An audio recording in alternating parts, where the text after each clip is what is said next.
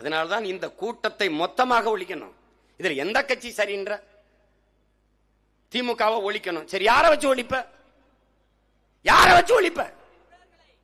பாரதிய ஜனதா வரக்கூடாது. காங்கிரஸ் வரலாமா? எதை வைத்து காங்கிரஸை புனிதப்படுத்துகிறாய்? யார்கிட்ட பதில் இருக்கு? யார்கிட்ட இருக்கு? தமிழர்களுக்கு சம அளவு எதிரிகள் தான் இந்த 4 பேரும். எந்த இடத்துல இவன் சரின்னு சொல்லுவ? ஒன்னு சொல்லு, ஒன்னு சொல்லுங்க.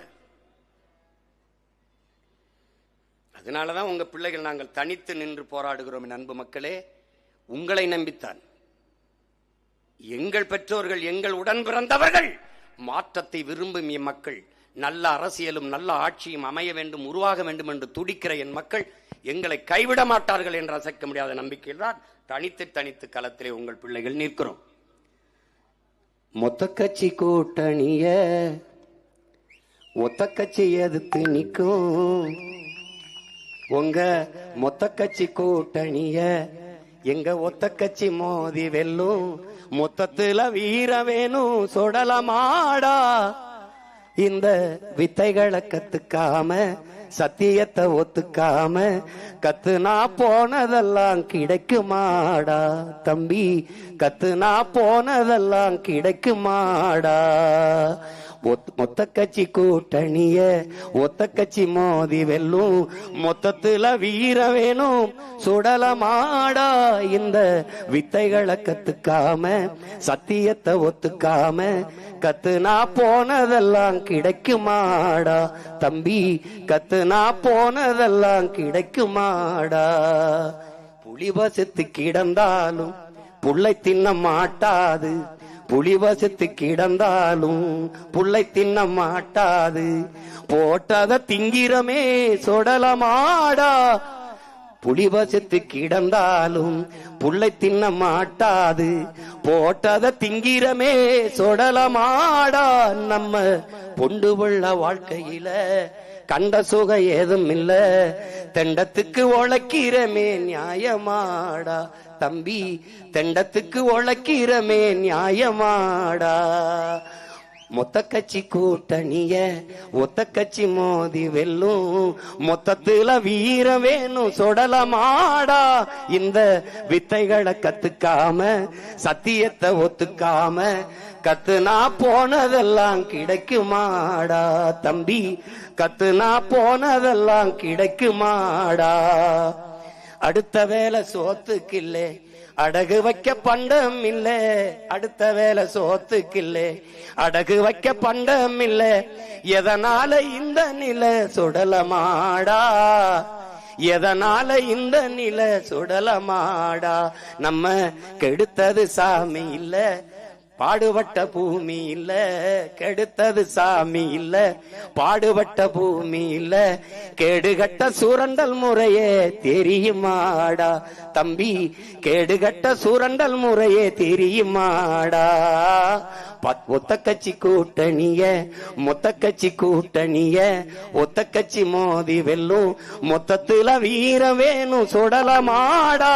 இந்த வித்தைகளை கத்துக்காம, சத்தியத்தை ஒத்துக்காம, கத்துனா போனதெல்லாம் கிடைக்குமாடா தம்பி, கத்துனா போனதெல்லாம் கிடைக்குமாடா. ரொம்ப கட்டி கிடக்குது அட, எந்த நாளும் நம்ம வயிறோ ஒட்டி கிடக்குது. உழைச்சு உழைச்சு நம்ம மேனி எருது ஆகுது, உழைச்சு உழைச்சு நம்ம மேனி எருது ஆகுது. எத்தனை நாள் நாம இங்கே அடிமையாவது, எத்தனை நாள் நாம இங்கே அடிமையாவது. ஏறப்பிள்ளாம் பறக்குதுவார் வானத்து மேலே, ஏழை வாழ்வு மட்டும் கிடக்குதுவார் பூமிக்கு கீழே. ஏறப்பிள்ளாம் பறக்குதுவார் வானத்து மேலே, ஏழை வாழ்வு மட்டும் கிடக்குதுவார் பூமிக்கு கீழே. குனிஞ்சு நாம தேடுறது வாழ்க்கையத்தானா, குனிஞ்சு நாம தேடுறது வாழ்க்கையத்தானா. வயலில் வேலை செய்யும் போது கூட கனவுகள் தானா, மனிதா மனிதா இதை மாற்ற வேண்டாமா? நம்மை வாட்டி வதைக்கும் கொடுமைகளை விரட்ட வேண்டாமா? மனிதா மனிதா இதை மாற்ற வேண்டாமா? உப்புக்கல்லு இனிக்கும் என்றால் உனக்கெங்கே மதி போச்சு? செத்த பின்னே சொர்க்கம் என்றால் இப்பிறவி என்னாச்சு? சொத்து இருக்கிறவன் சொல்லுற சொல்ல சரியாச்சு. சுத்தி சுத்தி விரட்டுதம்மா வறுமை மட்டும் நமக்காச்சு. சுத்தி சுத்தி விரட்டுதம்மா வறுமை மட்டும் நமக்காச்சு. மனிதா மனிதா இதை மாற்ற வேண்டாமா? மாற்றம் என்பது மானுட தத்துவம். மாறாது என்ற சொல்லை தவிர அனைத்தும் மாறிவிடும். மாறுவோம், மாற்றுவோம். மாற்றம் என்பது சொல்லல்ல, செயல். இது மாற்றத்திற்கான எளிய மக்களின் புரட்சி. என் அன்பு மக்களே, இந்த தேர்தலில் வருகிற ஏப்ரல் 23 நடக்கவிருக்கிற வாக்குப்பதிவிலே உங்கள் மதிப்புமிக்க வாக்கை உங்கள் பிள்ளைகள் எங்களுக்கு தந்து இந்த ராணிப்பேட்டை தொகுதியிலே பாருங்க, ஆந்திர காட்டுக்குள்ள 20 பேரை சுட்டு போட்டா ஒன்னால பண்ண முடியல. ஒருத்தங்கூட கேட்கல. இந்த நிலத்துல ஒரு மரக்கட்டைக்கு இருக்கிற உயிர் மனித உயிருக்கு, மரக்கட்டைக்கு இருக்கிற மதிப்பு மனித உயிருக்கு இல்லையா? ஒரு மான தமிழின் உயிருக்கு இல்லையான்னு கேட்ட ஒரே மகன் உங்க மகன் தான். ஈழத்துல பாரு, நம்ம என்ன கேட்டோம்? எல்லாரையும் போல விடுதலை தான் கேட்டோம். சுதந்திர காற்றை சுவாசிக்க ஒரு உரிமை தான் கேட்டோம். என்னாச்சு? 1,70,000 பேரை கொண்டு குவிச்சான். ஒருத்தன் கேட்கல. இந்த நாட்டில் இன மக்கள் நீ ஏன் பாக்குற? சக மனித சாவு அதை எப்படி சகித்து கொண்டு இந்த நாடு போச்சு? இந்த நிலத்தில் வேற எந்த மாநிலத்திலேயாவது அந்த மாநில மக்கள் அந்த இனத்தின் மக்களை கொல்ல அனுமதிச்சிருப்பானா?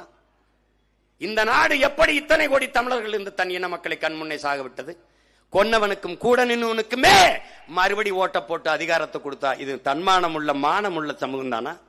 இதுக்கு இன உணர்வு மான உணர்வுன்னு ஒண்ணு இருக்குதா? கொன்னவன் காங்கிரஸ் தெரியுது, கூட நின்னவன் திமுக தெரியுது, 2 பேர் கூட்டா வாரான். அவனுக்கே ஓட்ட போட்டு போட்டு நாட்டை கொடுக்குறிய, அப்ப உனக்கு மானம்னு ஒண்ணு இல்ல, செத்து போச்சுன்னு தானே அர்த்தம். அப்படிதானே அர்த்தம். காவிரியில ஒரு சொட்டு தண்ணி தமிழ்நாட்டுக்கு தர முடியாதுன்னு கர்நாடக காங்கிரஸ் சொல்றானே, அப்ப நீ எல்லாரும் என்ன முடிவு இருக்கணும்? ஒரு ஓட்டு மான தமிழன் ஓட்டு காங்கிரஸுக்கு இல்லடா, அந்த முடிவை நீ எடுத்திருக்கணுமா இல்லையா? எடுத்திருக்குமா இல்லையா? எடுத்திருந்தால் திமுக பயப்படும்ல காங்கிரஸோட கூட்டணி வைக்க. அப்ப எப்படி தமிழன் மானங்கட்டவன் எல்லாவற்றையும் மறந்து விட்டு போட்டுருவான் ஓட்ட? அப்புறம் அந்த திமிர்ல தானே திருப்பி திருப்பி வரான். இப்ப எந்த உரிமையை உனக்கு பெற்றுக் கொடுக்க போறான்? எதுக்கு நிப்பான்? கச்சத்தீவு மீட்புக்கு நிப்பானா? இல்ல காவிரி நதிநீர் உரிமைக்கு, இல்ல முல்லை பேரியாற்றுக்கு, இல்ல எதற்காக நிப்பான்?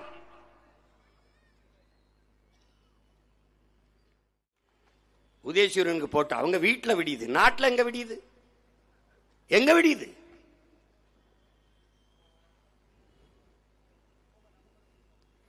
நல்லாட்சி கொடுத்தவனுக்கு எதுக்குடா கூட்டம்?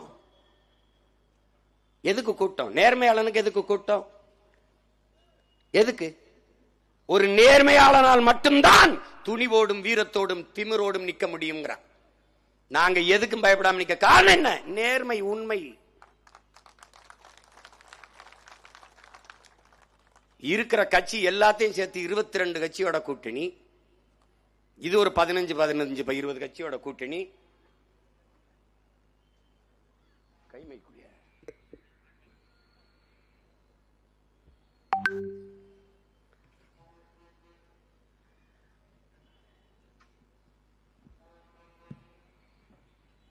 எத்தனை கட்சிகளை கூட்டணி?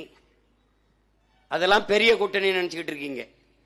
இந்த நாட்டிலே மிகப்பெரிய கூட்டணி வச்சிருக்கிற மகன் உங்கள் மகன் தான். 8 கோடி மக்களோடு கூட்டணி வச்சிருக்கிற மகன். தன் தத்துவத்தில் வலிமை இல்லை என்பதை உணர்ந்தவன், தன் கொள்கை செத்து போனது என்று ஒரு தன்னிடத்தில் நேர்மையற்று போனவன் தான் கூட்டம் சேர்ப்பான். நீ வா நீ வா நீ வா. கோடைதான் சண்டைக்கு போகும்போது ஆள் கூட்டிட்டு போவான். வீரன் எத்தனை பேர் வேணாலும் வாடா, தனிச்சு தான் நிற்பான். எங்கள் கோட்பாடு எத்தனை ஆயிரம் பேரையும் எதிர்க்கிறேன், எவனையும் எதிர்பார்த்து நிற்காதே. என் பயணம் என் கால்களை நம்பித்தான். நான் திருப்பதி போக வேண்டும் நினைக்கிறேன், அடுத்தவங்க அல்லவனா திருப்பத்தூர்ல விட்டு போயிருவான். அதனால என் பயணம் என் கால்களை நம்பித்தான். ஏன்? என் சுவாச காற்று நான் சுவாதிப்பது. என் உணவை நானே எடுத்து உண்பது. அப்படி எங்கள் உரிமையை நாங்களே போராடி பெறுவது.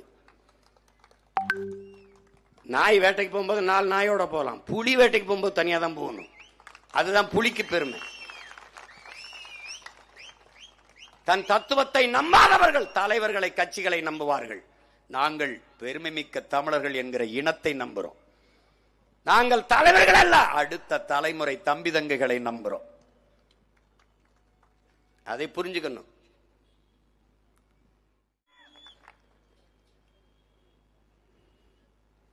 ஈராயிரம் ஆண்டுகளில் எவனும் காணாத போராயிரம் கண்ட பெருமகன், சீராயிரம் பாடியே வந்த செந்தமிழ் மரபினன், தேராயிரம் பூட்டியே திரு என்ற வந்த திருமகன் என் உயிர் தலைவன் மேதகவே பிரபாகரன். 2000 ஆண்டுகளில் இந்த இனத்திற்கு அப்படி ஒரு தலைவன் பிறக்கவே இல்லை, இனி பிறக்கப் போவதும் இல்லை. அவன் கையளித்த வரலாற்று கடமை உங்கள் பிள்ளைகள் எங்களிடத்திலே. அவன் சுமத்தி வைத்த விடுதலை சுமை உங்கள் பிள்ளைகளின் தோள்களிலே. பல முறை இந்த மக்கள் மன்றத்திலே பல ஆயிரக்கணக்கான செறிவார்ந்த கருத்துக்களை உங்கள் செவிகளை சென்றடை வைத்திருக்கிறோம். வெறும் வாயிலிருந்து பேசுகிற வார்த்தைகள் அல்ல, இதயத்தின் வழியில் இருந்து வருகிற மொழி உங்கள் பிள்ளைகளுடையது. என் மொழி சிதைந்து அழிந்தால் என் இனம் அழியும். நான் உயிரோடு இறந்து போன பிணம். இதை உயிர்ப்பிக்க, புதுப்பிக்க உங்கள் பிள்ளைகள் தோடுகிறோம். ஒன்றே ஒன்றுதான், ஒரே ஒரு முறை அதிகாரம். உங்கள் ஒற்றை விரலால் உலகம் திரும்பி பார்க்கிற புரட்சிகர மாறுதலை ஏற்படுத்திவிட முடியும். அதற்கு வாய்ப்பு வருகிற ஏப்ரல் 23 வரலாறு தந்திருக்கிற அரிய வாய்ப்பு. தேடுங்கள் என் அன்பு சொந்தங்களை, தேடுங்கள், தேடுங்கள். நல்லதைத்தானே தேடுகிறீர்கள். நகைக்கடை, இந்த கடையில் நல்ல வடிவமைப்பு இருக்கும், தேடுகிறீர்கள். நல்ல மாடல் சொல்றீங்கல்ல. இந்த உணவகத்தில் நல்ல உணவு கிடைக்கும், சுக்கா பக்காவா இருக்கும், போய் சாப்பிடுகிறீர்கள். அங்கே நல்ல பிரியாணி இருக்கும், தேட தெரிகிறது, தெரிகிறது இல்லையா? இந்த இடத்துல நல்ல புடவை நல்ல தரமாக இருக்கும், தேட தெரிகிறது. அங்கே போய் ஒரு புடவை 6 மாசத்தில் கட்டி கிழிக்கிற சேலையை 60 சேலை 100 சேலையை புரட்டி ஒரு சேலை எடுக்கிறீர்கள். அவ்வளவு தேடுகிறீர்கள். எல்லாவற்றையும் தேடுகிற நீங்கள் 5 ஆண்டு கால உங்கள் எதிர்காலத்தை தீர்மானிக்கிற தலைவனை ஏன் தேடுவதில்லை? எதில் ஒன்றிலுமே புதியதை விரும்புகிற நீங்கள், அலைபேசியா நியூ மாடல், காரா புதுசு, செருப்பா புதுசு, எல்லாம் புதுசு. ஆனால் இந்த 60 ஆண்டுகளாக ஆதர பழசு. ரெட்டலா உதயசூரியா, ரெட்டலா உதயசூரி. ஆடே குப்பை மேட ஆக்கிட்டு அப்புறம் கொசு கடிக்குதுன்னா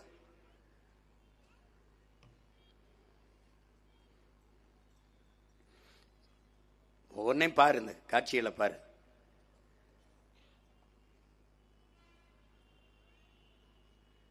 இதெல்லாம் என்ன இருக்கு? ஒரு இடத்திலோட உன் தாய்மொழி இல்லை.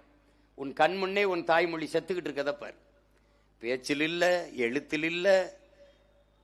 தமிழகத்தின் தமிழ் தெருவில் தமிழ், எங்கும் தமிழ், எதிலும் தமிழ்னா எங்கே தமிழ்னு கேட்கிற அளவு கொண்டு வந்துட்டான். வீழ்வது நாமாக இருந்தாலும் வாழ்வது தமிழ்னு முழக்கத்தை முன் வச்சாங்க. நம்ம நம்பி ஓட்ட போட்டோம். என்னாச்சு? வீழ்வது தமிழாக இருந்தாலும் வாழ்வது நாமா இருக்கணும்ட்டான். அங்க பாரு, ஒவ்வொரு இதையும் பாரு. வேஸ்ட் பேப்பர் மாற்று, வேஸ்ட் பேப்பர் மாற்றுன்னு எழுதியிருக்கு. எழுத்து எதுல இருக்கு? தமிழ் எழுத்து. உச்சரிப்பது ஆங்கிலம். இது என்ன பேரு? தங்கிலீஷ், தமிங்கிலம். தெலுங்கர்கள் தமிழோடு சமஸ்கிருதம் கலந்து தெலுங்கு, கன்னடம், துளு, மலையாளம், தமிழோடு ஆங்கிலம் கலந்து நாம் தமிழர்கள், தமிங்கிலர்கள். தமிழர் கிடையாது. இது ஒரு புது இனம். இப்ப உங்க மகன் என்ன செய்யணும்? முற்றுமுழுதாக இதை தகர்த்து புதிய ஒரு சமூகம், தூய தமிழ் சமூகம் படைக்கணும். எங்கும் தமிழ், எதிலும் தமிழ். தமிழ் படிச்சா வேலை கிடைக்குமா? தமிழ் படித்தால் மட்டும்தான் தமிழ்நாட்டில் வேலை. இங்கிலீஷ் ஏன் படித்தாய்? வெளிநாட்டில் வேலை, கிளம்பு. இந்தி ஏன் படிக்கணும்? வடநாட்டில் வேலை, வட மாநிலத்தில் வேலை, கிளம்பிரு. என் தாய்மொழியில் கற்றவன் எவனோ அவனுக்கு என் தாய் நாட்டில் வேலையில் முன்னுரிமை. கொடுத்தது போக மிச்சம். அரசு பள்ளி கல்லூரியில் படித்தவன் எவனோ அவனுக்கே அரசு, தமிழ்நாட்டு அரசு வேலையில் முன்னுரிமை. நீ போட்டா போடு, போடலைன்னா போ. ஆனால் இன்னும் ஒரு மகன் இது போல உனக்கு வருவான்னு நீ கனவுலையும் காணாத. எல்லாவற்றையும் நான் மாற்றணும்னு உங்க பிள்ளைகள் துடிக்கிறோம். இந்த பள்ளிக்கரணை ஏரியை பார்த்தா இவ்வாறு, இந்த பள்ளிக்கரணை ஏரி உலகத்தின் தலை சிறந்த சதுப்பு நிலை ஏரி, இயற்கையின் அரும்பெரும் கூட. அது எப்படி இருக்குன்னு பார்த்தீங்கன்னா, கடலின் நீர்மட்டத்திற்கு இணையாக இருக்கும், நல்ல சதுப்பு நிலம், சுவையான இறால்கள்லாம் அங்கே உருவாகும், உலக நாட்டு பறவைகள்லாம் வந்து தங்கி இருந்து பறந்து போகும்.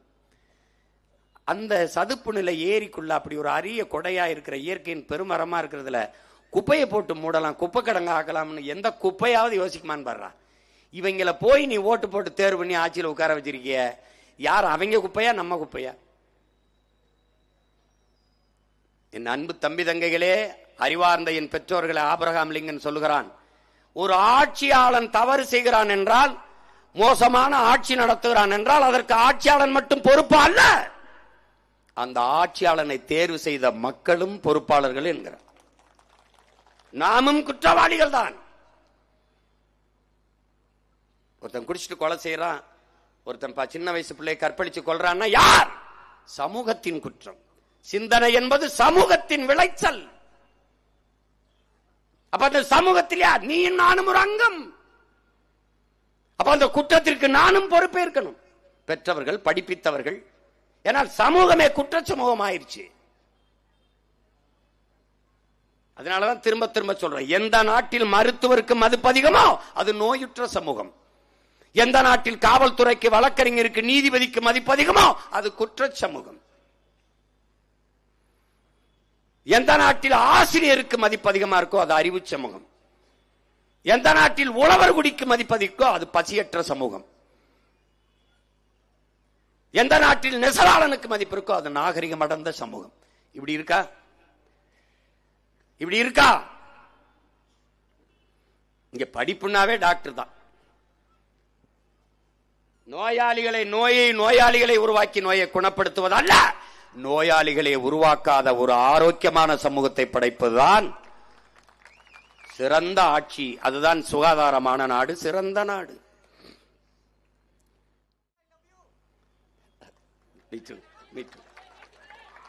இங்க பாரு, காற்று நஞ்சாயிருச்சு, மீன் பிடிக்க போக முடியல நம்மளால. கடல் எப்படி இருக்கு? கடல் வண்ணத்தப்பர், நேரத்தப்பர். ஏன்? எல்லா ஆளை கழிவையும் உள்ளே விட்டு, கடல் இருந்தா உனக்கு எல்லாம் வந்துச்சு. இப்போ உனக்கு தெரியுமா, உனக்கு நீ சின்ன சின்ன இந்த மொத்த பிளாஸ்டிக் நெகிழிய குப்பையில உள்ள தள்ளிட்ட. அதுல அவன் என்ன சொல்றான்? கடல் சூப்புங்கிற அந்த பிளாஸ்டிக்ல இருந்து நுண் துகள்களா மாறி மாறி போய் அது என்ன செய்யுது? உப்பு தயாரிக்கிறோம்ல, அந்த உப்புல வந்துருது அந்த சின்ன சின்ன கண்ணுக்கு தெரியாத துகள். அது என்ன ஆயிருதுன்னா, பிறக்கிற குழந்தையின் தொப்புள் கொடியில் இருக்கு, ஒவ்வொரு ஆண்மகனின் விந்தணுக்குள்ள இருக்குதுங்கிறான் பிளாஸ்டிக் துகள். நான் போட்டு காட்டுவேன் பாரு படம். இப்போ உனக்கு சரியா வரலது, அடுத்த தடவை போட்டு காட்டுற மாதிரி இருந்தா தொப்புள் கொடியில் இருக்கு பாரு, எடுத்து கத்து காட்டுறான் பாரு அப்படின்னு. நீ எங்க போயிட்டு இருக்க? எங்க போயிட்டு இருக்க? மீன்களின் எண்ணிக்கையை விட கடலுக்குள் பிளாஸ்டிக்கின் எண்ணிக்கை அதிகம்ங்கிறான். இந்தியா எவ்வளவு பெரிய நிலப்பரப்பு, அது மாதிரி 2 மடங்கு குப்பை இந்த கடலுக்குள்ள கிடக்குங்கிறான். நீ கடல் நினைச்சிட்டு இருக்க. நீ சுவாசிக்கிற காற்று, ஆக்சிஜன் இருக்குல்ல, மூச்சு காற்று, அமேசான் காடுகள் இருந்து வெறும் 20 விழுக்காடு தான் தம்பி. வெளியில் இருக்கிற மரஞ்செடி கொடிகள்ல கடலுக்குள்ள ஆள்காங்கிற நீல பச்சை பாசி தாவரத்திலிருந்து தான் 80 விழுக்காடு உயிர் காற்று நமக்கு ஆக்சிஜன் வருகிறது. இது கடல் வெறும் தண்ணி நினைச்சிட்டு இருக்க. அவ தாண்டா நம்ம ஆதி தாய், அதுல இருந்தாண்டா எல்லாம் வந்தது. முதலா உயிரே அதுலதான் தோன்றுச்சு. ஆழித்தாயே, எங்கள் ஆதி நீயே ஆழித்தாயேன்னு நம்ம சொல்றது காரணம் அதுதான். அந்த கடல் எப்படி இருக்குன்னு பாத்துக்க பாரு. மீன் பிடிக்க போனா சுட்டு கொல்றான், ஒன்னும் பண்ண முடியல. இந்த நிலையில்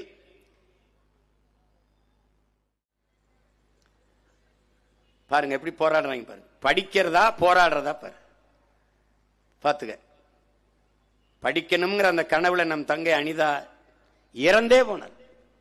தன் உயிரை கொடுத்தாவது அடுத்தவர்களுக்கு அந்த விழிப்புணர்வு பெற்ற அடுத்தவர்களுக்கு இந்த துயரம் தொடரக்கூடாது என்று தன் உயிரை கொடுத்து போராடி பார்த்தால் ஒண்ணும் இல்லை. அரசு ஊழியர்கள் பாரு தெருவில் நிற்கிறான் பாரு, தெருவில் அரசு ஊழியர்கள் போராடுறது பாரு, பாத்துக்க. இங்க என்ன வீடு ஆக்கிரமிப்பு, 60 ஆண்டுகளாக குடியிருந்த மக்களின் வாழ்க்கை ஏரி ஆக்கிரமிச்சிட்டான், குளத்தை ஆக்கிரமிச்சிட்டான். ஆக்கிரமிக்கும் போது என்ன பண்ண? இந்த கேள்வி கேட்ட பதில் இருக்கு. முதல்ல அவன் வீடு கட்ட ஒரு செங்கலை எடுத்து வைக்கும் போது தடுக்காமல் என்ன புடுங்கி கொண்டிருந்தேன். அந்த இடத்திலே அவனுக்கு மின் இணைப்பு கொடுத்தது யார்? அந்த இடத்திலே அவனுக்கு குடும்ப அட்டை கொடுத்தது யார்? அந்த இடத்திலே அவனுக்கு வாக்குரிமை கொடுத்தது யார்? அந்த இடத்திலே எரிகாற்று இணைப்பு கொடுத்தது யார்? அந்த இடத்திலே குடிநீர் இணைப்பு கொடுத்தது யார்? அந்த இடத்திலே காவா வெட்டினவன், சாலை போட்டவன் யார்? இதே ஆட்சியாளர்கள் தான்.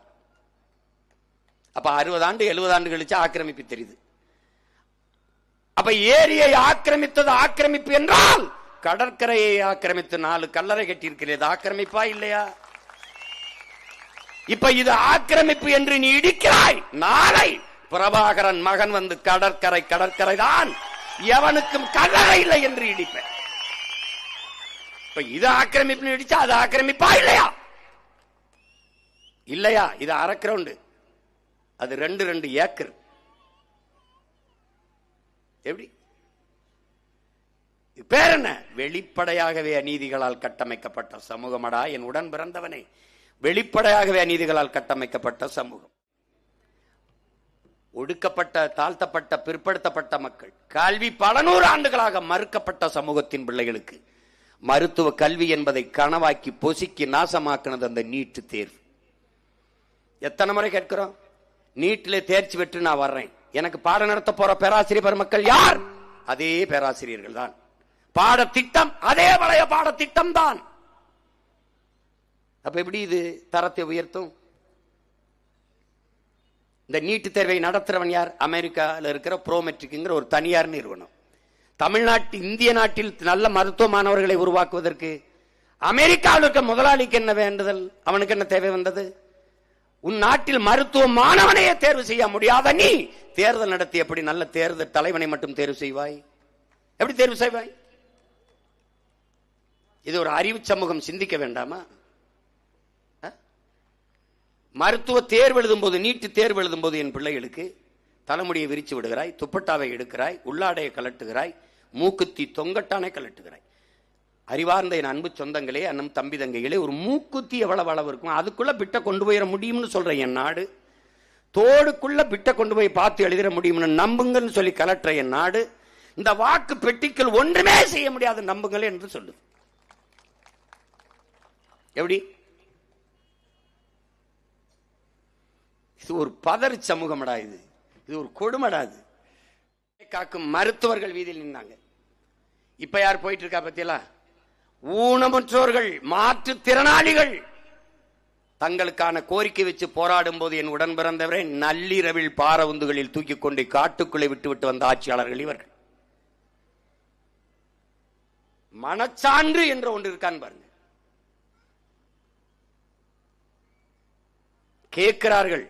கேட்கிறார்கள் அவர்கள். ஆசிரியர் பெருமக்கள் கேட்கிறார்கள். பணி நிரந்தரம்,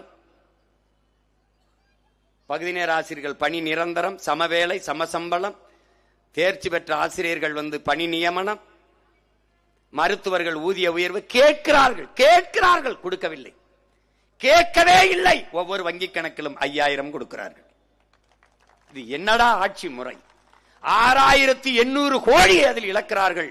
வெறும் 500 கோடிக்கு இவர்கள் மொத்த பேர் பிரச்சனையும் தீர்த்து விடலாம். இது எப்படிப்பட்ட ஆட்சி? இதுக்கு என்ன பேர்? வெளிப்படையாகவே அநீதிகளால் கட்டமைக்கப்பட்ட ஆட்சி. வெளிப்படையாகவே பார்.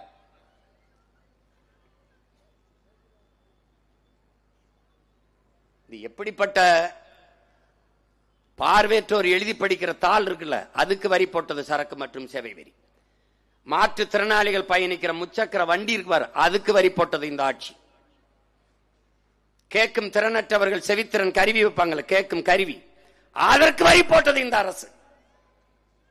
அதற்கெல்லாம் 15 விழுக்காடு 18 விழுக்காடு வரி போட்ட என் அரசு இந்த நாடு தங்கத்திற்கு 3 நாட்கள் யோசிச்சு எவ்வளவு வரி விதிக்கலாம் என்று 3 விழுக்காடு விதிச்சது. குழந்தைகள் சாப்பிடுகிற ரொட்டி இருக்கிற பிஸ்கட், அதுக்கு 18 விழுக்காடு. முதலாளிகளுக்கான தங்கத்திலே 3 விழுக்காடு வரி. என்னது? வெளிப்படையாகவே அநீதி. முன்னே இப்போது மிகுந்த ஒரு கிளர்ச்சி என் இன சொந்தங்களிடத்தில் எழுகிறது. தங்களுக்கான பிரச்சனைக்கேனும் தெருவில் வந்து நின்று போராடுகிறார்கள். மருத்துவர்கள், செவிலியர்கள், ஆசிரியர்கள், மீனவர்கள், மாணவர்கள், உழவர்குடி எல்லோரும் வீதிக்கு வருகிறார்கள். ஆங்காங்கே ஆங்காங்கே சிறிய சிறிய நெருப்பு துண்டுகளாக கிடக்கிற என் இன சொந்தங்கள் ஒரு நாள் ஒன்றிணைந்து எழுந்தால் பெரு நெருப்பாக பற்றி எரிவார்கள். அதுதான் புரட்சி தீ. என் அன்பு சொந்தங்களே, கட்சி ஆட்சிகளால் இந்த நாட்டில் இருக்கிற தீமைகளை அகற்ற முடியாது. புரட்சி ஒன்றால் தான் எல்லாவற்றையும் புரட்டி போட முடியும். இந்த நாட்டின் விடுதலைக்காக இளம் வயதிலே தூக்கு கயிற்றை முத்தமிட்ட புரட்சியாளன் பகத்சிங். புரட்சி என்றால் என்ன பகத்சிங்? அது ரத்தம் சிந்தும் வன்முறையாகத்தான் இருக்க வேண்டும் என்பது இல்லை. அது துப்பாக்கி தோட்டாக்களை தொழுவதும் இல்லை. புரட்சியிலே தனிநபர்கள் வஞ்சம் தீர்த்துக் கொள்ள வாய்ப்பில்லை. பிறகு எதுதான் புரட்சி? வெளிப்படையாகவே அநீதிகளால் கட்டமைக்கப்பட்ட சமூகத்தை தகர்த்து முற்றுமுழுதாக புதிய ஒரு சமூகம் படைப்பதுதான் புரட்சி என்கிறார். அப்படி என் சமூகம் வெளிப்படையாகவே அநீதிகளால் கட்டமைக்கப்பட்டது.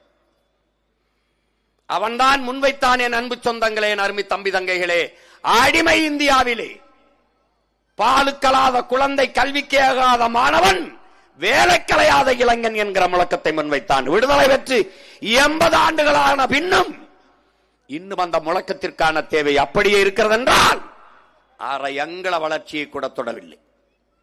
இந்த வளர்ச்சி என்பது என்ன? நாம் கண்டிருக்கிற வளர்ச்சி என்னது? என்ன என் உடன் பிறந்தவனே, என்ன? முதலாக 1000 ரூபாய் கொடுத்தார்கள் மகளிருக்கு. அடுத்து வந்தால் 2000 கொடுக்கிறோம் என்பார்கள். இது வளர்ச்சி சொல்கிறார்கள். வளர்ச்சி. வாக்குக்கு 500 கொடுத்தார்கள், இப்போது 1000 கொடுக்கிறோம் என்கிறார்கள். வளர்ச்சி, டெவலப். இதெல்லாம் வளர்ச்சியில் வருகிறது. 40,000 கோடிக்கு டாஸ்மார்க் சரக்கு, அதை 50,000 கோடியாக உயர்த்துவோம் என்கிறார்கள். அப்படி என்றால் குடிமக்களின் எண்ணிக்கையை பெருக்கி, குடிகாரர்களின் எண்ணிக்கையை பெருக்கி வளர்ச்சியை தொடுகிறார்கள். இது வளர்ச்சி. இதுதான் வளர்ச்சி. இவர்கள் கட்டமைக்கிற வளர்ச்சி இதுதான்.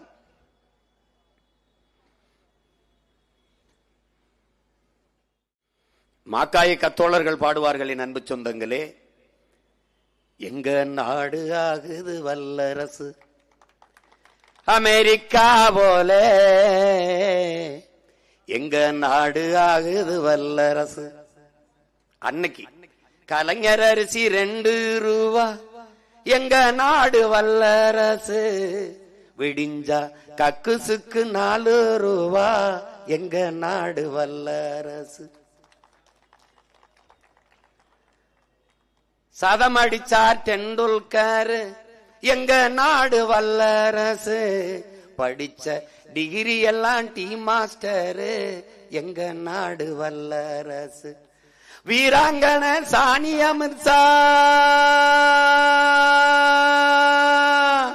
வீராங்கன சானியா மிர்சா. விவசாயம் கிடக்குது தரிசா, எங்க நாடு வல்லரசு.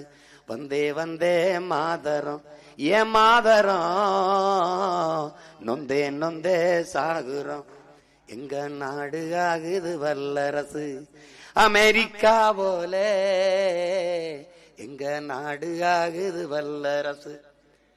அன்னைக்கு கலைஞர் அரிசி 2 ரூபா, அதுக்கப்புறம் அம்மா வந்தவொடனே 1 ரூபா. என்ன 2 ரூபாய்க்கு கூட வக்கற்று போயிட்டான் தமிழன். அப்புறம் 1 ரூபா கொடுத்தா தான் 1 கிலோ அரிசி வாங்கி சாப்பிட முடியும்னு நிலைக்கு வந்துட்டான். டெவலப்ல வருது, இதெல்லாம் வளர்ச்சியில வருது.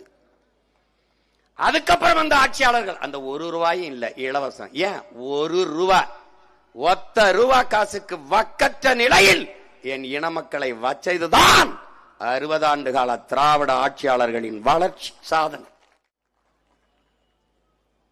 பகத்சிங் சொல்றான்ல, வெளிப்படையாகவே அநீதிகளால் கட்டமைக்கப்பட்ட சமூகம்.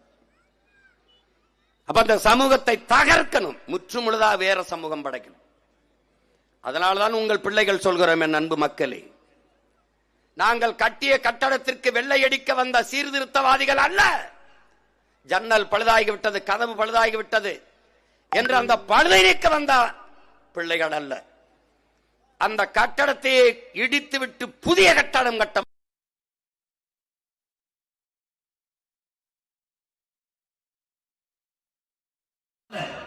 அடிப்படை அமைப்பு அரசியல் மாற்றத்திற்கு வந்த புரட்சியவாதிகள். எங்களுக்கு வேண்டியது ஆள் மாற்றம், ஆட்சி மாற்றம் அல்ல, ஆட்சி முறை மாற்றம். அதனால்தான் மாற்றம் என்பது சொல்ல, மாறுவோம் மாற்றுவோம், இது மாற்றத்திற்கான எளிய மக்களின் புரட்சி என்ற முழக்கத்தை முன்வைத்து இந்த தேர்தலை சந்திக்கிறோம். இங்கே வெளிப்படையாகவே அநீதிகள் என்னென்னவென்று நீங்கள் பாருங்களேன் அன்பு சொந்தங்களே. வெளிப்படையாகவே அநீதிகள்.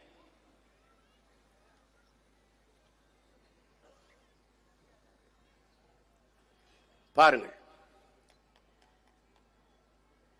இங்கே பாருங்கள். உங்கள் கண் முன்னே உங்கள் மலை என்பது வெறும் கற்குவியலாது, பூமி தாயின் மார்பிள்ளையா என் அன்பு சொந்தங்களே? மழை இல்லை என்றால் மழை இல்லை. மழை இல்லாத நிலம் பாலைவனம். உங்கள் மகனை நீங்கள் முதலமைச்சராக்கி விட்டீர்கள். ஊழல் லஞ்சத்தை ஒரே நொடியில் ஒழிப்பேன். ஏறி உட்கார்ந்தால் எவனுக்கும் லஞ்சம் வாங்க வேண்டும், ஊழல் செய்ய வேண்டும் எண்ணம் வராது. ஏன் ஏன் பிள்ளையை நான் படிக்க வைப்பேன். பெற்றுக் கொடுங்கள் பிள்ளைகளை, கற்றுக் கொடுக்கிறோம் நாங்கள். பிள்ளைகள் உங்கள் வீட்டின் செல்வங்கள் அல்ல, நாட்டின் செல்வங்கள்.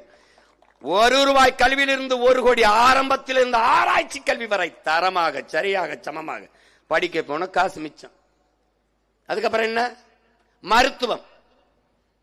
₹1 1 கோடி மருத்துவமானாலும் சரி, ஆகச் சிறந்த மருத்துவத்தை உலகத்தரத்திற்கு. இன்னைக்கு முடியல, அமெரிக்கா போற, சிங்கப்பூர் போற, லண்டன் போற, அந்த நாட்டில் இருக்கிறவன் தமிழ்நாட்டில் போய் மருத்துவம் செய்து கொள்ள வேண்டும் என்ற இயக்கத்தை ஏற்படுத்துகிற அளவிற்கு தரத்தை உங்கள் மகன் உயர்த்துவேன். குடிநீரை, தூய குடிநீரை எல்லாருக்கும் என் குடிகளுக்கு கொடுப்பேன். என்ன உனக்கு செலவு? எதுக்கு ஊழல் பெற, எதுக்கு லஞ்சம் பெற? தலைவன் எவ்வழி, மக்கள் அவ்வழி. மன்னன் எவ்வழி, மக்கள் அவ்வழி. நான் ஊழல் லஞ்சம் பெறணும்னு விரும்பினா தானே நீ கொள்ளையடிச்ச காசுக்கு பங்கு விடுன்னு தானே ஒழிச்சிடலாம். சாராய கடையை மூடிடலாம், ஊழல் லஞ்சத்தை ஒழிச்சிடலாம், எல்லாவற்றையும் சரி செஞ்சிடலாம். நீரை உறிஞ்சி வித்திட்டானா சேமிச்சு வச்சிடலாம், மரங்களை வெட்டிட்டானா நட்டு வச்சிடலாம். ஆனால் மலையை, மணலை எவ்வாறு உருவாக்க முடியும் என் அன்பு சொந்தங்களே, அறிவார்ந்த மக்களே? எந்த சட்டத்தால், எந்த திட்டத்தால்? உங்கள் அழுகையால், உங்கள் தொழுகையால், உங்கள் ஜபத்தால், உங்கள் வழிபாட்டால் அரையங்கள மலையை உங்களால் வளர்த்து கட்ட முடியுமா? என்னை பெற்றவர்களே, அறிவுள்ளவன் செய்கிற செயலா? தெரிகிறது, உங்கள் கண்முன்னே உங்கள் வளங்கள் களவு போகிறது. 34 ஆறும் செத்து போனது. ஆற்று மணலை அள்ளி வித்து திண்டு விட்டார்கள். மண் இல்லாமல் எப்படி, மணல் இல்லாமல் எப்படி வீடு கட்டுவாய்? இந்த மண்ணின் மக்களின் மணல் தேவைக்கு மட்டும்தான் மண் அள்ளப்பட்டதா என்பதற்கு யாரிடத்திலே பதில் உண்டு? எல்லா மாநிலங்களும் ஆற்று மணல் தடை இருக்கும் போது என் மாநிலத்தில் மட்டும் தடையின்றி அழிவித்தது ஏன்? ஏன்? ஆறு என்பது நீர் ஓடுகிற பாதாய என் பூமி தாயின் ரத்த நரம்புகள். மலை என்பது மலை அல்ல, என் தாய்க்கு மார்போல என் பூமி தாய்க்கு மார்பு. என் தாயின் மார்பிலே எனக்கு மட்டும் பால், என் பூமி தாயின் மாறிலே உலக உயிர்களுக்கான பால் அருவி. அறிவு சமூகம் எப்படா அனுமதிக்குது? வெட்டி ஏத்திட்டார். தெரியுது, கண் முன்னே உங்கள் வளங்கள் களவு கொண்டு போவதை பார்த்து கொண்டிருக்க சபிக்கப்பட்டு விட்டீர்கள் என்கிறான் அமெரிக்க பொருளாதார அடியாளின் வாக்குமூலத்தை எழுதிய ஜான் பெர்கின். சிறியதே அழகு, சுமாலிஸ் பியூட்டிஃபுல் புத்தகத்தை எழுதிய சுமாசர், கண் முன்னே உங்கள் வளங்கள் களவு போகிறது. வளங்களை சுரண்டி கொழுப்பதை எவன் உனக்கு வளர்ச்சி என்று கட்டமைத்தது? உங்களால் உருவாக்கப்பட முடியாத ஒன்றை அழிக்கிற உரிமையை உங்களுக்கு கொடுத்தது எவன்? நீங்கள் உங்களுக்கு மட்டுமல்ல, பல பல பல ஆயிரம் ஆண்டுகள் தாண்டிய உங்கள் தலைமுறைக்கு துரோகம் செய்கிறீர்கள் என்கிறார். என் பாட்டை எனக்கு மாளிகை வைக்கல, வங்கி நிறைய பணம் வைக்கல, வாசலிலே மகிழ்வுந்து கார் வைக்கல, எதுவும் வைக்கல. ஆனால் ஆறை ஆறாக வைத்தான், மலையை மலையாக வைத்தான், ஏரியை ஏரியாக வைத்தான், குளத்தை குளமாக வைத்தான், காட்டை காடாக வைத்தான். இதெல்லாம் இருந்தால் நாடு, இல்லையால் அது சுடுகாடு. மணி நீரும் மண்ணும் மலையும் அணிநிழல் காடு முடையதாரன் என்று எனது மூதாதை வள்ளுவ பெருமகனார் பல ஆயிரம் ஆண்டுகளுக்கு முன்பு பாடி வைத்திருக்கிறான் என்றால் அறிவு சமூகம் இதெல்லாம் கற்றதா என்ன? பாருங்கள், கற்பனையில் ஒன்னும் சொல்லல, பார்த்துக்கிட்டே ஒன்னொன்னே பாரு. 6 வயசு குழந்தையை கற்பழிக்கிறான், 60 வயசு மூதாட்டியை கற்பழிக்கிறான். இதான் நான் சொன்ன ஜார்ம் பெர்கின். கண்ணு முன்னாடி அவன் வளம் போகுது, தெரியுது, கண்ணுக்கு தெரிய வெளிப்படையாகவே. இந்த பாரு, இங்க பாரு, அநீதி பாரு. காலுக்கு போடுற செருப்பு எங்க இருக்கு? குளிரூட்டப்பட்ட கண்ணாடி அறையில் இருக்கு. காய்கறி எங்க இருக்கு பாரு, தெருவில் கிடக்குது. இப்ப நான் என்ன சொல்றேன், உங்க பிள்ளை தெருவில் கிடக்கிறது, கண்ணாடி அறைக்கு போகணும். இதுக்கு பேர் என்ன? தலைகீழ் மாற்றம். புரட்சி என்பது என்ன? என் உடன் பிறந்தானே, ஒரு தலைகீழ் மாற்றம். சக்கரம் போல, கால சக்கரம் போல, மேலே இருக்கிறது கீழே வரும், கீழே இருக்கிறது மேலே போகும். இன்னைக்கு வீதியில் நின்று கத்திக் கொண்டிருக்கிற உங்கள் பிள்ளைகள் ஒரு நாள் அதிகாரத்திற்கு வருவோம், அதிகாரத்திற்கு ஒருவன் ஒரு நாள் வீதியில் வந்து கத்துவான். இதுதான் தலைகீழ் மாற்றம். புரட்சி என்பது ஒரு தலைகீழ் மாற்றம். இந்த மார்க்ஸ் சொல்றான்ல, மாற்றம் என்ற சொல்லை தவிர மற்ற அனைத்தும் மாறிவிடும். மாற்றம் என்பது ஒரு மானுட தத்துவம். மாறும். என்னைக்காவது யோசிச்சிருக்கியா? இந்த செருப்பை போய் வாங்குவேன், செருப்பு 500 ரூபாய் என்றால் நீ 5 ரூபாய் குறைக்க முடியுமா? பேசி குறைச்சிருவியா? கேட்க மாட்டேன். ஏன்னா அதுல போட்டிருப்பான், ஒட்டியிருப்பான். அவன் சொன்ன விலையை கொடுத்து அப்படியே வாங்கிட்டு வருவேன். செருப்பை போட்டுக்கிட்டு நேர கீழே இறங்கி வருவா. தெருவில் காய்கறி வித்துக்கிட்டு இருக்கேன் எங்க ஆத்தா. அது கிலோ 10 ரூபாய்ப்பான்னு சொல்லும். நீ 10 ரூபாய் கொடுத்து ஒரு மனச்சான்ற சொட்டு சொல்லு, 10 ரூபாய் எடுத்து வாங்கியிருக்கியான்னு. கீரை 5 ரூபாய்னா வாங்குவியா? பார்த்து கொடுமா. அதுல போய் 50 காசு 1 ரூபாய பேரம் பேசி குறைப்பா. இதாண்டா இந்த மனித பதர்கள் பண்றது. கால் செருப்பை என்ன காசு கொடுக்குற சொல்றான், அப்படியே வாங்கிட்டு வருவான். இந்த அத்தியாவசிய உயிர் தேவையா இருக்க உணவு தேவைக்கு வெம்பாடு விட்டு உலைய வச்சு விவசாய உழைச்சு விவசாயம் பண்ணி கொடுக்குறான்ல, அந்த வேளாண்குடி மாவட்ட உழைப்பண்ணி அவமதிப்பேன். அங்கே போய் தக்காளி 50 ரூபா கிலோன்னா, இல்ல அவ்வளோ ஒரு 45 ரூபாய் கொடுனா 5 ரூபாய் குறைக்கிறத சாதிச்சிருவாடி. அப்படி சாதிச்சதா வருவேன். இதை மாத்தணும்னு நினைக்கிறேன். உன் மகன் தான் தலைகீழ் மாற்றம். இதுல என்ன இருக்குது? நம் பாரம்பரிய விதை எதுவுமே நம்மகிட்ட இல்ல.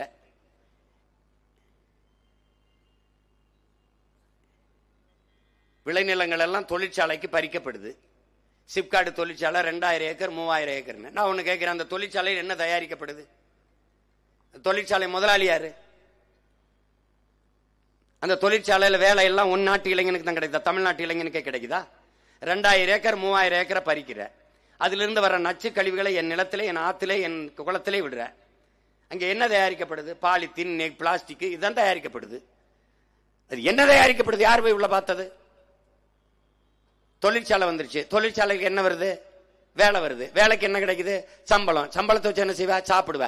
சாப்பாடு எங்க இருந்து வரும்? எந்த தொழிற்சாலை அரிசி பருப்பை உற்பத்தி செய்யும்?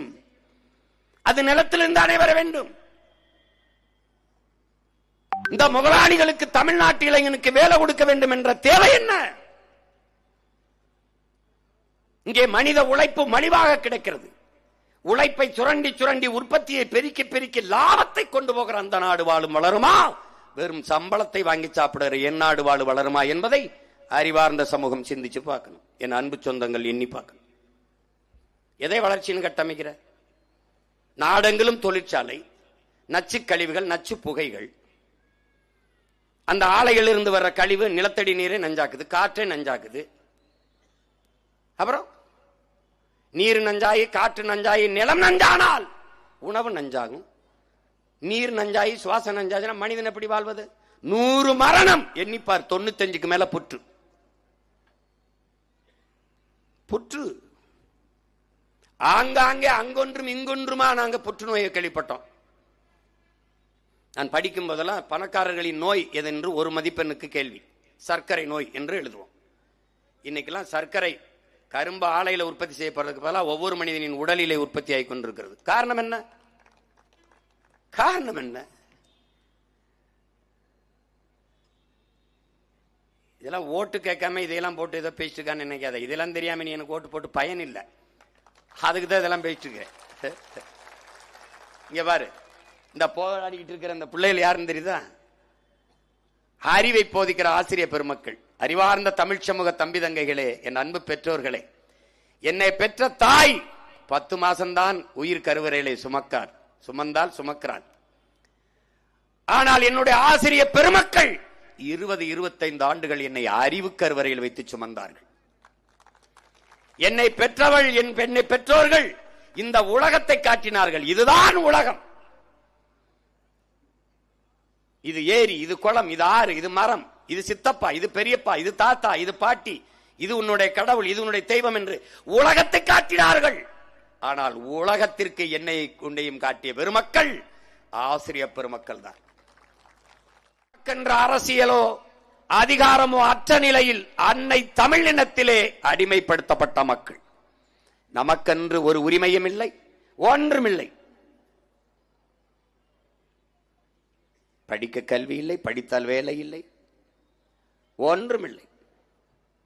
உங்கள் மொழி இருக்கிறதா உங்களிடம்? இல்லை. உங்கள் வரலாறு உங்களிடத்தில் இருக்கிறதா? இல்லை. உங்கள் வழிபாடு, அதிலே உங்கள் மொழி இருக்கிறதா? இல்லை. தமிழ் படித்தால் வேலை கிடைக்குமா, சோறு கிடைக்குமா என்ற இழிநிலையில் என் மக்கள். அடுத்தவன் மொழி ஆங்கிலம் அறிவு என்று அழைகிற ஒரு மக்கள்.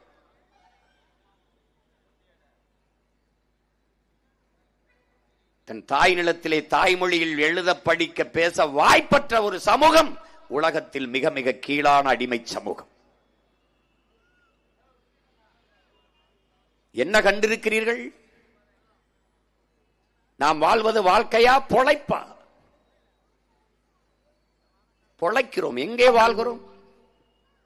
வையத்துள் வாழ்வாங்கு வாழ வேண்டும். வாழ்வாங்கு வாழ்பவன் வானுரையும் தெய்வத்தில் வைக்கப்படும் என்கிறான் வள்ளுவ பெருமகனார். செம்மாந்து வாழ்கிற வாழ்க்கை, அப்படி ஒரு வாழ்க்கை என் இன சொந்தங்களுக்கு உண்டா? இல்லை.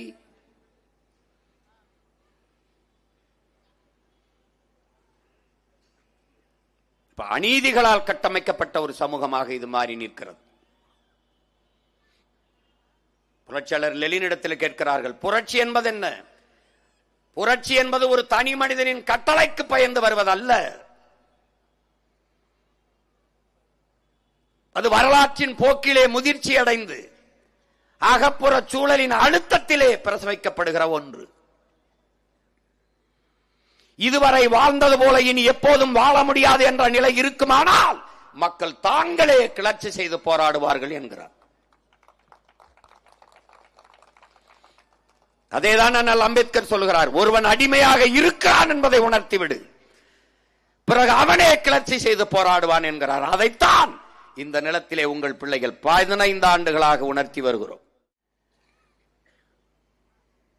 அடிமைப்பட்டு கிடந்த கருப்பின மக்களின் சுதந்திரத்திற்காக நெல்சன் மண்டேலா போராடி 27 ஆண்டுகள் தனிமை கொடுஞ்சிறையில் இருந்து வாடி பிறகு அதே நாட்டின் அதிபராக இருந்து ஆட்சி செய்தார். அதை போலவே கருப்பின மக்களின் உரிமைக்காக போராடிய ஆபிரகாம் லிங்கன்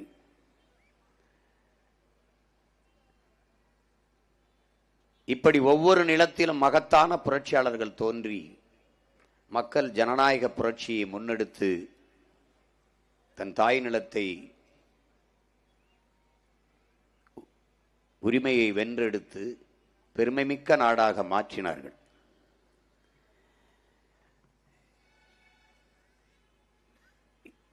இந்திய பெருங்கண்டத்தில் புரட்சியாளர் அண்ணல் அம்பேத்கர் தாழ்த்தி வீழ்த்தி வைக்கப்பட்ட மக்களை